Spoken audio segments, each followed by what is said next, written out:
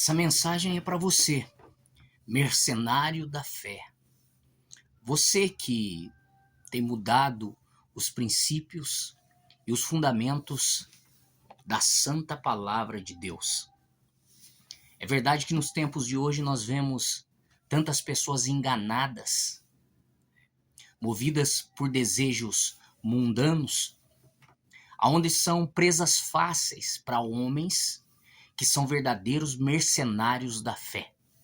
A Bíblia diz em Oséias capítulo 4, versículo 6: O meu povo é destruído porque lhe falta o conhecimento. E quando a Bíblia fala que falta o conhecimento, não só o conhecimento secular de tantas coisas, mas o conhecimento da palavra de Deus. A Bíblia diz, e o apóstolo Paulo nos chama atenção no livro de 1 Tessalonicenses, capítulo 5, verso 21. Examinai todas as coisas e retém aquilo que é bom, aquilo que é justo, aquilo que é honesto, aquilo que é alguma virtude, que é algum louvor. Que nisso possa estar também os nossos pensamentos. Mas o cenário da igreja dos dias de hoje, dos últimos dias, nos traz tristeza e indignação.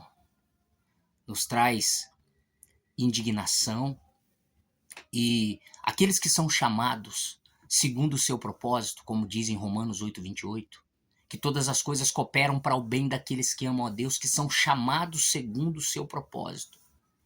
Aqueles verdadeiramente que são chamados ao propósito maior que está em Cristo, esses conseguem ver a verdade. Esses conseguem discernir entre o falso e o verdadeiro, entre o santo e o profano. Olha, eu fico indignado hoje de ver tantas igrejas manipuladas por homens impiedosos, como a palavra diz, que invadiriam a igreja nos últimos dias e arrebatariam pessoas incautas, pessoas leigas. Quantas pessoas enganadas no nosso meio. E quando se fala da questão financeira, a coisa piora, ela toma um rumo perigosíssimo.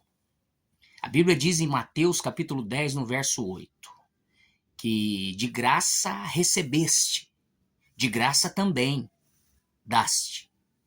A Bíblia diz que nessa passagem Jesus orienta aos discípulos fazer o bem às pessoas, mas sem requerer nada. Fazer o bem em troca de nada. Mas não é o que vemos na igreja de hoje. O cenário nos mostra outros princípios que foram adaptados, que se você estudar a Bíblia, as Escrituras, você percebe que não há base para essas coisas.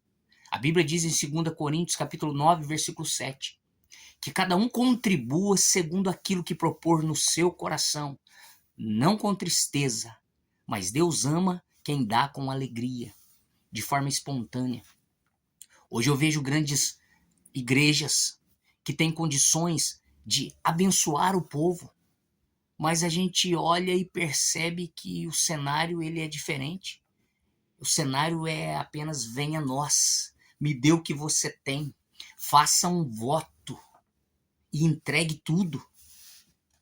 Olha, em nenhum versículo bíblico eu consegui achar Jesus ensinando os discípulos a fazerem votos ou a pedir votos.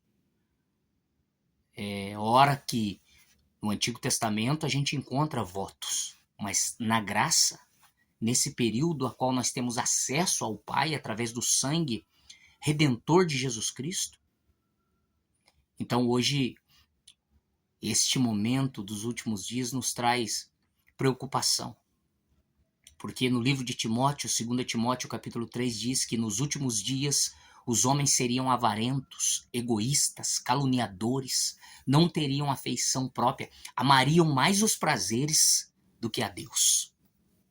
E infelizmente é isso que nós estamos vendo.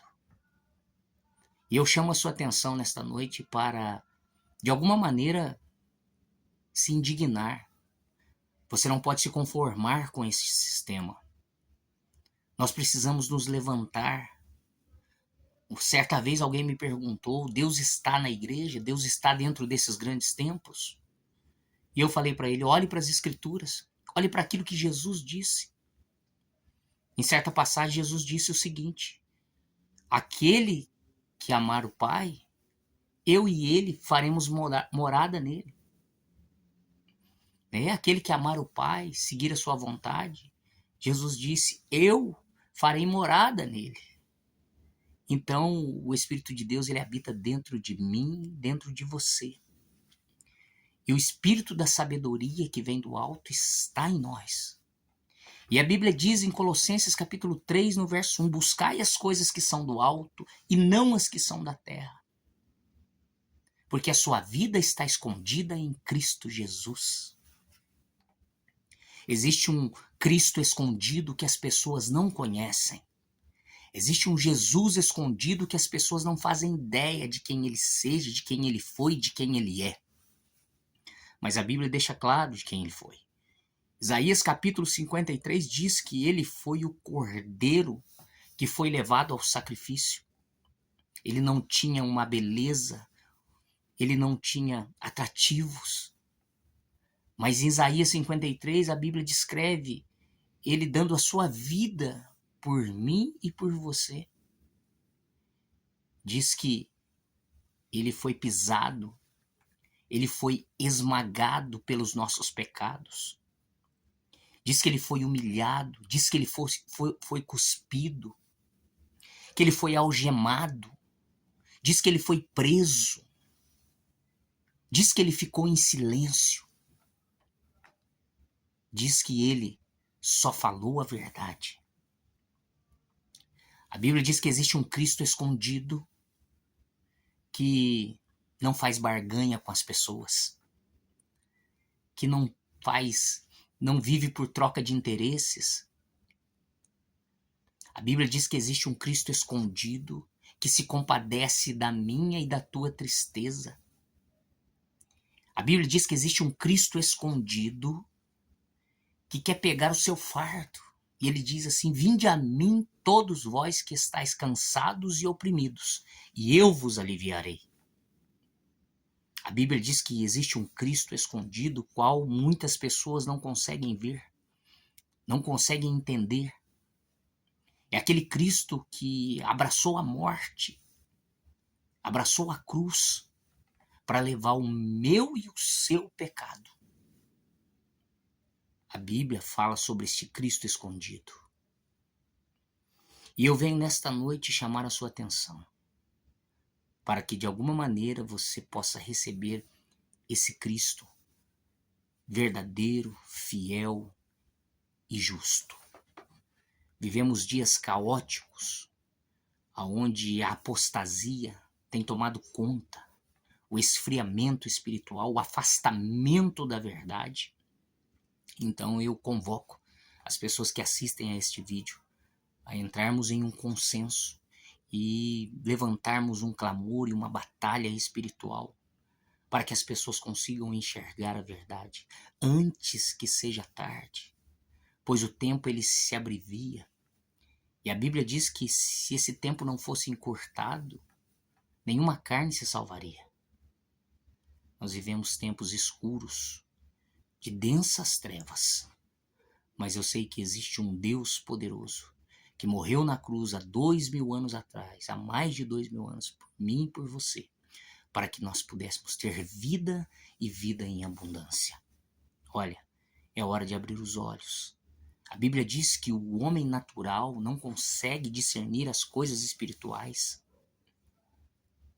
A Bíblia diz que nós podemos adentrar ao trono do rei e falar com ele agora, pelo sacrifício redentor da cruz. Então eu te convido nesta noite a adentrar no reino de Deus com o coração aberto, livre, e lutarmos contra as potestades, principados, dominadores do mundo espiritual que atuam e tentam arrebatar a alma daqueles que estão se perdendo. Essa noite, que Deus abençoe a todos, e eu te convido a orar comigo. Senhor nosso Deus e nosso Pai, com grande alegria, Deus, que o Senhor permite que eu alcance estas vidas. Que através desta oração e desta palavra, o Senhor me usa como instrumento, a fim, Deus, de abrir a mente daqueles, Pai, que são chamados segundo o seu propósito. Senhor, envia agora um espírito, Deus, de entendimento, de conhecimento e de sabedoria sobre cada um deles. Cada pessoa que ouviu essa palavra e acompanhou este vídeo, que o Senhor derrame sobre ela, Deus, da tua unção, da unção do Espírito, daquela unção que despedaça o jugo, Pai. Porque o Senhor é o mesmo Deus ontem e hoje. É um Deus que pega, Pai, o pequenino e coloca nos lugares altos. É o Deus, Pai, que tira o homem escondido atrás das malhadas e apresenta como rei. O Senhor é o mesmo Deus, Pai, que abriu o mar para que o povo passasse em seco. O Senhor é o mesmo Deus, Pai, que parou a lua e o sol para que Josué vencesse uma batalha. Por isso, Espírito Santo, eu me alegro nesta noite, porque tenho a plena convicção de que o Senhor ouviu a minha oração. E a tua palavra diz que a oração de um justo pode ir muito em seus efeitos. E sobre a tua vida, que seja a bênção, a honra, a glória, a abundância de Deus. E que Ele seja glorificado e bendito para todo sempre. Amém.